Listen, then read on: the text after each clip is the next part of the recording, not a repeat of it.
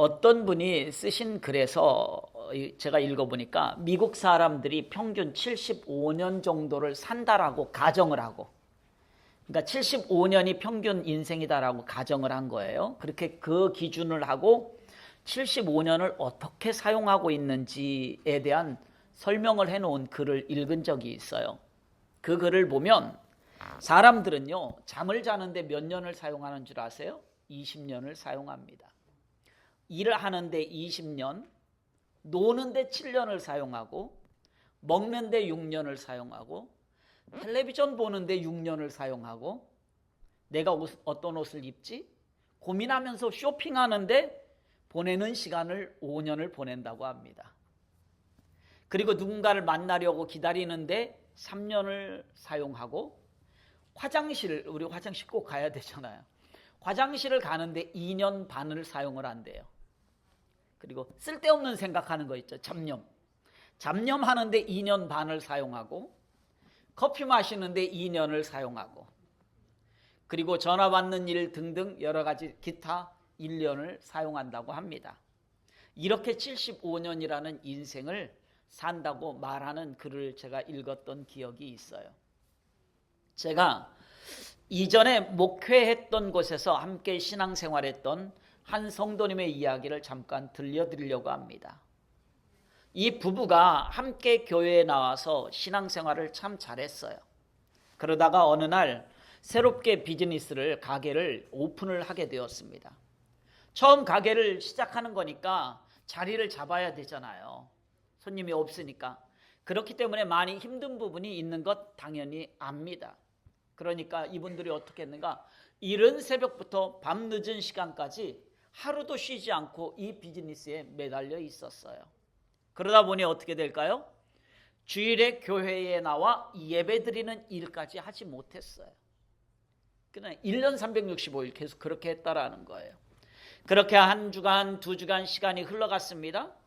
그러던 사이에 제가 있었던 지역에 매우 안타까운 사건이 하나가 일어났어요. 그 일은 말씀드리면 기니까 빼고요.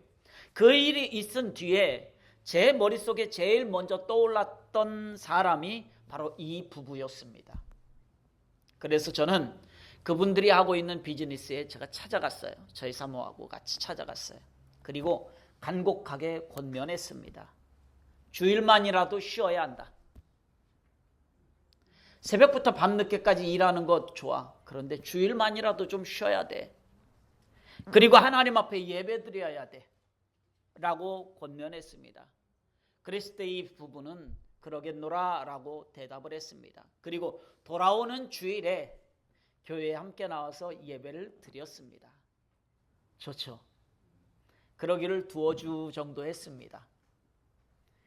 그리고는 다시 주일에 교회에서 볼 수가 없었어요.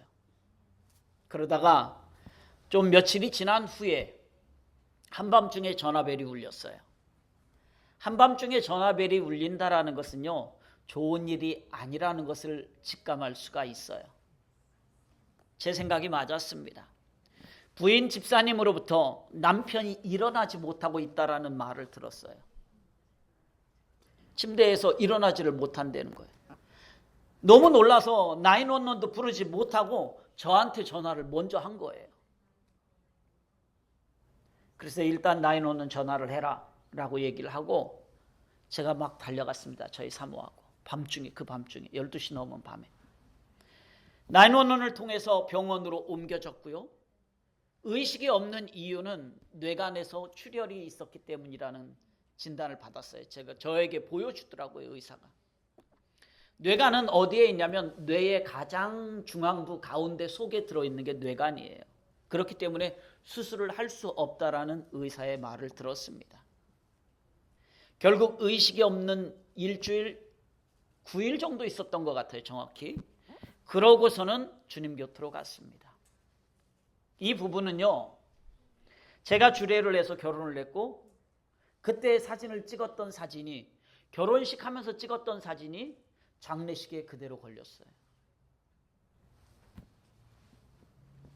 아담과 하와 이후 인류 역사를 보면 우리의 인생은 참으로 짧은 인생입니다. 언제 어느 순간에 하나님께서 나를 부르셔서 내가 이 땅을 떠날지 아무도 몰라요. 그렇기 때문에 이렇게 짧은 우리의 인생을 소중하고 가치 있게 사용할 수 있기를 소원합니다. 오늘 본문 베드로전서의 말씀에서도 이러한 사실을 분명하게 말씀해 주고 있어요.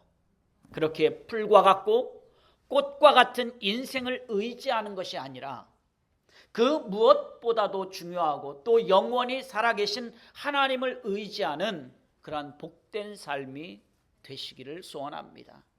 우리의 육체는요, 풀과 같습니다. 우리 본문 베드로전서 1장 24절 말씀을 한 번 더 함께 읽습니다. 그러므로 모든 육체는 풀과 같고 그 모든 영광은 풀의 꽃과 같으니 풀은 마르고 꽃은 떨어지되. 아멘. 방금 읽은 말씀을 보면 우리의 인생은 풀과 같이 짧은 인생이다라는 것을 말해주고 있어요. 이 자리에 앉아있는 우리 청년들은 잘 모르겠지만 우리 권사님이나 장로님에게 물어보시기 바랍니다. 그러면 장로님이나 권사님의 대답은 모두 비슷할 거예요. 어떤 대답이냐? 꽃다운 청춘이 엊그제 같았는데 벌써 이렇게 주름살이 넘쳐나고 나이를 먹었어. 너희들처럼 꽃다운 청춘이 엊그제 같았어. 나도.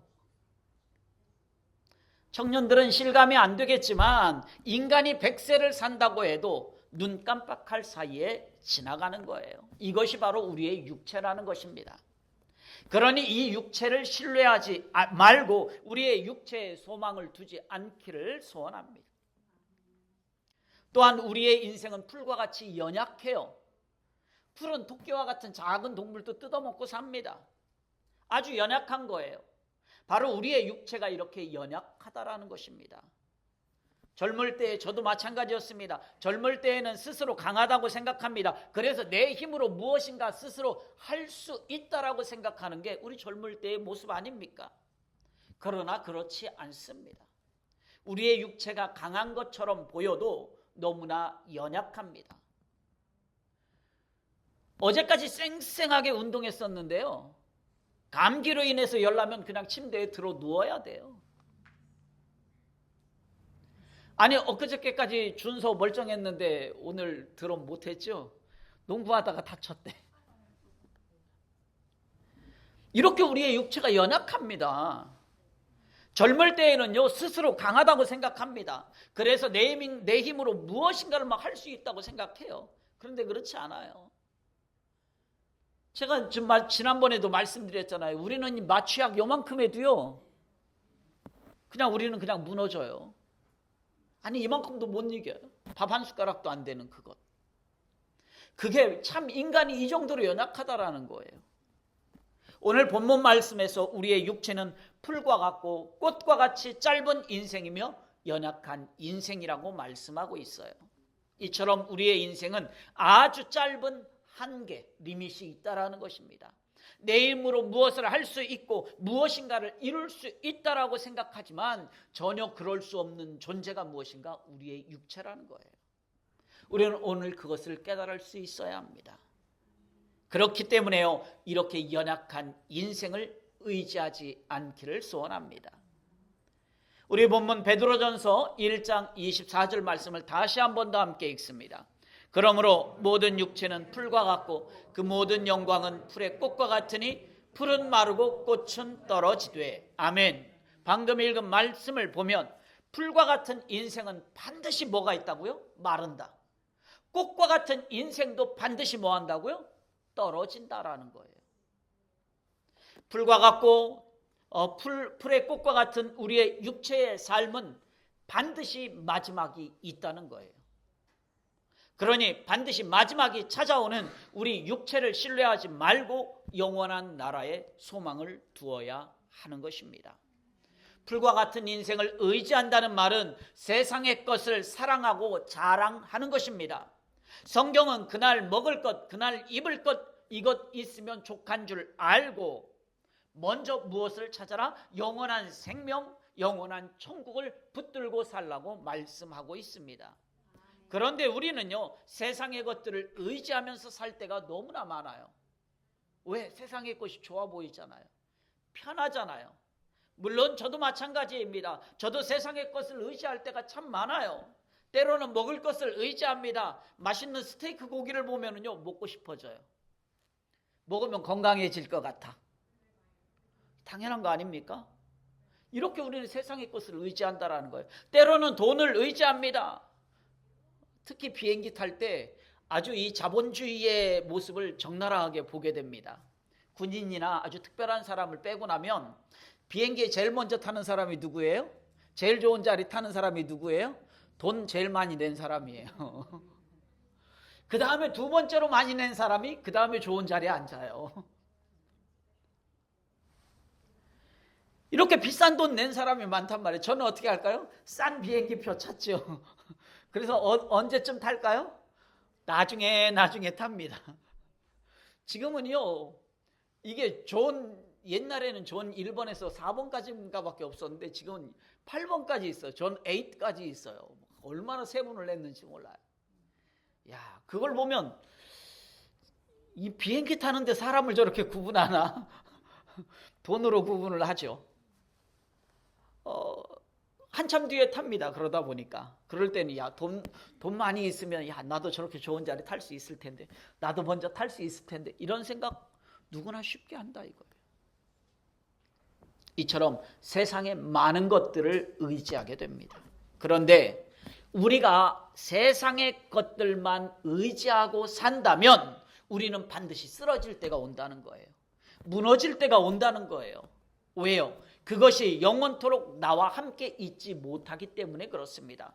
그러면 여러분 이렇게 말씀하실 분이 있을지 몰라요. 아니, 나는 평생 쓸 돈 다 모아놔서 있거든. 그래, 난 상관없어. 나 죽을 때까지 써도 다 못 쓸 돈 있어. 그럼 난 상관없어 라고 말씀하실 분이 혹시 있을지 모르겠어요. 정말 그럴까요? 그렇지 않습니다. 내 육체의 생명이 반드시 끝나는 날이 오기 때문에 그렇다라는 거예요. 그러면 나에게 있는 그 넘쳐나는 그 어떤 것도 나에게 아무 쓸모가 없는 거예요. 그것이 넘쳐나면 뭐합니까? 아무 쓸모가 없어요. 어디선가 이런 글을 제가 보았습니다. 사실인지 아닌지 정확히는 모르겠어요. 그러나 사실이든 아니든 그것보다 더 중요한 것은 우리의 인생에서 다시 한번 깊이 돌아볼 만한, 생각해 볼 만한 글이기 때문에 잠시 소개해 봅니다. 그 글은 어떤 글이냐면 이런 글로 인터넷에 있는 글이에요. 애플의 스티브 잡스가 죽기 전에 깨달았던 삶의 진리라고 해서 나오는 글이에요. 병원 침대에 누우니 돈이 아무 의미 없다. 명품도 자산도 고통을 대신해 주지 않았다. 운전기사는 고용할 수 있어도 병을 대신 알아줄 사람은 없었다. 살면서 가장 소중한 건 건강과 사랑이었다. 진짜 부자는 평온한 마음을 가진 사람이다. 마음이 가난하면 아무리 성공해도 외롭다. 사랑하지 못한 인생은 공허할 뿐이다. 성공보다 중요한 건 지금 곁에 있는 사람이다. 죽음 앞에서야 진짜 중요한 걸 깨닫는다. 오늘 살아있는 것만으로도 감사한 일이다. 이러한 글입니다. 우리 요한일서 2장 15절, 16절 말씀을 함께 읽어봅니다. 이 세상에나 세상에 있는 것들을 사랑하지 말라. 누구든지 세상을 사랑하면 아버지의 사랑이 그 안에 있지 아니하니 이는 세상에 있는 모든 것이 육신의 정욕과 안목의 정욕과 이생의 자랑이니 다 아버지께로부터 온 것이 아니요 세상으로부터 온 것이라. 아멘. 아버지께로 온 것이 아니라 세상으로부터 왔어요. 그렇기 때문에요, 우리에게는 우리의 영원한 소망은 예수 그리스도이십니다. 우리 본문 베드로전서 1장 25절 말씀을 함께 읽어봅니다. 오직 주의 말씀은 너희에게 전한 복음이 곧 이 말씀이니라. 아멘. 우리의 육체는 뭐라고 말씀드렸죠? 풀과 같다, 꽃과 같다. 그런 존재가 우리의 육체다라고 말씀드렸어요. 그러면 우리는 그 존재로서만 끝나는 것인가? 그렇지 않습니다. 우리는 육체도 가지고 있지만 영적 생명도 가지고 있어요. 우리는 영적 생명을 가지고 있는 영원한 존재입니다. 왜냐하면 우리는 하나님의 형상을 따라 지음을 받았기 때문에 그래요. 그리고 우리는 예수 그리스도의 십자가로 말미암아서 구원을 받았기 때문에 그렇습니다. 그렇기 때문에 우리의 육체는 지극히 연약하고 짧은 인생을 살지만 우리의 영혼은 영원한 존재인 것입니다. 특별히 예수 그리스도의 구속의 은혜로 말미암아 영원한 천국에서 하나님과 함께 영광의 삶을 살 수 있는 것입니다. 그게 우리의 영혼이에요. 우리 고린도전서 15장 26절 말씀을 세번역 성경으로, 좀 쉬운 성경으로 한번 읽어봅니다. 맨 마지막으로 멸망받을 원수는 죽음입니다. 아멘. 방금 읽은 말씀을 보면 뭐라고 말했는가? 우리의 맨 마지막 원수가 누구냐? 최후의 원수는 죽음이라는 거예요. 죽음은 우리의 대적자라는 거예요. 죽음은 인간의 가장 큰 원수입니다. 그래서 인간은 그 어느 누구도 가장 큰 원수인 죽음을 이겨본 적이 없어요. 인류 역사에서 가장 큰 원수인 이 죽음을 이긴 사람은 단 한 사람도 없습니다. 그렇기 때문에 우리에게 예수 그리스도의 십자가가 필요한 이유예요. 왜냐하면 예수 그리스도의 십자가 외에는 우리의 가장 큰 원수인 죽음을 이길 수 있는 방법이 없기 때문에 그렇습니다. 그러면 이 예수님을 우리는 어떻게 영접하고 믿을 수 있겠느냐라는 거예요. 요한복음 1장 14절 말씀도 함께 읽어봅니다. 말씀이 육신이 되어 우리 가운데 거하시매 우리가 그의 영광을 보니 아버지의 독생자의 영광이요 은혜와 진리가 충만하더라. 아멘. 예수님은 말씀이 육신이 되어서 오신 분이에요. 즉 말씀이 곧 예수님이다 라는 말과 같은 말이죠. 그렇기 때문에 우리는 하나님의 말씀을 믿음으로 받아들이는 것, 이것이 바로 예수님을 믿는 거예요. 하나님의 말씀을 지식적으로 많이 아는 것을 말하는 것이 아닙니다. 하나님의 말씀을 지식적으로 많이 아는 것이 믿음으로 받아들이는 것이 아니에요. 지식이 아니라 믿음입니다. 하나님의 말씀을 믿음으로 받아들인다라는 것은 우리의 머릿속에만 있는 것이 아닙니다. 우리의 마음에만 있는 것이 아닙니다. 하나님의 말씀대로 살아가는 것입니다. 하나님의 말씀이 우리의 삶의 모범이고 표대이며 소망이 되는 것입니다. 이게 말씀을 믿는 거예요. 그럼 예수 그리스도와 함께하는 게 어떻게 함께할 수 있는가? 어떻게 영접할 수 있는가? 하나님의 말씀을 믿는 거예요. 그러면 되는 겁니다. 이렇게 하면 어떻게 될까요? 그러면 우리의 삶의 기준과 우선순위를 결정하는데 하나님의 말씀이 기준이 되는 거예요. 세상의 방법이 기준이 되는 것이 아닙니다. 세상의 방법이 그것이 기준이 되는 우선순위가 되는 것이 아니라 하나님의 말씀이 기준이 되고 하나님의 말씀이 우선순위가 되는 거예요. 그러면 육체의 욕심을 따라서 살까요? 안 살까요? 육체의 욕심을 따라 살지 않습니다. 하나님의 말씀을 따라 사는 것입니다. 하나님의 말씀이 기준이 되는 가치관을 가지는 거예요. 제가 짧게 이 말씀만 드립니다. 우리 젊은 청년들은 가치관의 전환, 가치관이 바뀌는 것이 매우 중요해요. 내 인생의 우선순위를 어디에 두어야 될 것인지 그것은 가치관이 결정을 하거든요.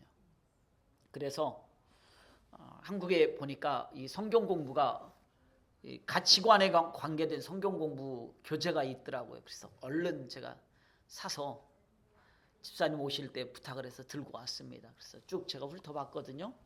좀 빼야 될 건 빼고 쓸 수 있는 건 쓸 수 있고 그렇게 돼 있더라고요. 그래서 어쨌든 내년 가을에는 우리가 청년들에게 이제 그걸 좀 사용해서 성경 공부를 할까 좀 생각을 하고 있어요. 가치관이 바뀌는 건 굉장히 중요해요.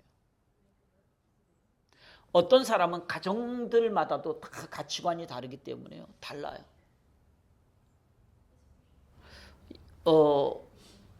저는 태어나서 처음 해봤는데요. 젠더 리뷰라는 것이 있더라고요. 그리고 뭐 이렇게 산모가 병원이 아닌데 아기 가진 엄마가요. 병원이 아닌데 초음파 이렇게 하는데 가가지고 가족들 다 가서 그거 보고 심장 소리도 듣고 사진도 찍고 뭐 하는 그런 비즈니스가 있더라고요, 미국에. 되게 좀 재밌더라고요. 근데 저는 그걸 야, 이런 것도 있네. 미국에 살면서 처음 봤어요. 병원에서만 하는 건 줄 알았는데 아니더라고요. 전 처음 봤어요. 야, 너무 멋있다, 좋다. 야, 이런 거 있으면 뭐 좋겠는데 가족들도 와서 보고 이제 그렇게 생각했는데요. 어떤 분은 무슨 생각을 했냐면, 야, 이거 하면 얼마나 벌 수 있을까? 장비 사고 뭐 하고 그러고 뭐 한 달에 매출 얼마씩 하면 뭐 얼마 벌 수 있을 것 같은데 이렇게 사람이요 생각이 전혀 다른 거예요. 저는 야, 너무 멋있다 이 생각만 했는데 어떤 분은 이걸 비즈니스라면 얼마나 벌 수 있을까? 이 전혀 생각이 다른 거예요. 이건 어디에서 오는 거냐면 가치관의 차이에서 오는 거거든요. 그래서 우리에게 있어서의 가치관은 어디에 두어야 되는가라는 거예요. 하나님의 말씀이 기준이 되는 가치관을 가지고 살아야 한다는 거예요. 왜요? 우리의 영원한 소망이신 예수 그리스도를 내가 믿기 때문에 예수 그리스도를 믿으면서도 가치관을 말씀해 두지 못한다면 내가 믿고 있는 그 믿음이 진짜인지 가짜인지 우리는 한번 고민해 봐야 된다는 거예요. 우리의 영원한 소망은 예수 그리스도이기 때문에 그렇습니다. 그렇기 때문에 우리는 잠시 있다가 사라질 풀과 같은 인생, 꽃과 같은 인생을 의지하는 것이 아니라 우리의 영원한 소망이 되시는 예수 그리스도를 의지할 수 있는 저와 여러분들의 복된 삶이 될 수 있기를 소원합니다. 말씀을 맺으려고 합니다. 사랑하는 성도 여러분, 우리의 육체의 삶은요 매우 짧고 보잘것없는 인생이에요. 그래서 시편 기자는 시편 90편에서 이렇게 말하고 있습니다. 우리의 연수가 70이요 강건하면 80이라도 그 연수의 자랑은 수고와 슬픔뿐이요 신속히 가니 우리가 날아가나이다. 신속히 가는데 어느 정도로 빨리 가냐면 날아가는 정도로 빨리 간다는 거예요. 이러한 육체를 의지하지 않기를 소원합니다. 풀과 같이 금방 말라버릴 인생, 꽃과 같이 금방 시들어버릴 인생을 의지하지 않기를 소원합니다. 우리의 영원한 소망이 되시는 예수 그리스도를 의지할 수 있고 또 그분과 함께 살아갈 수 있기를 소원합니다. 오직 예수 그리스도만이 우리의 가장 큰 원수인 죽음을 이길 수 있습니다. 오직 예수 그리스도만이 우리에게 영원한 생명을 주실 수 있습니다. 오직 예수 그리스도만이 우리를 천국으로 인도할 수 있습니다. 이 한 주간도 우리의 영원한 소망이 되시는 예수 그리스도와 동행하는 그러한 복된 한 주간의 삶이 되시기를 주님의 이름으로 축원합니다.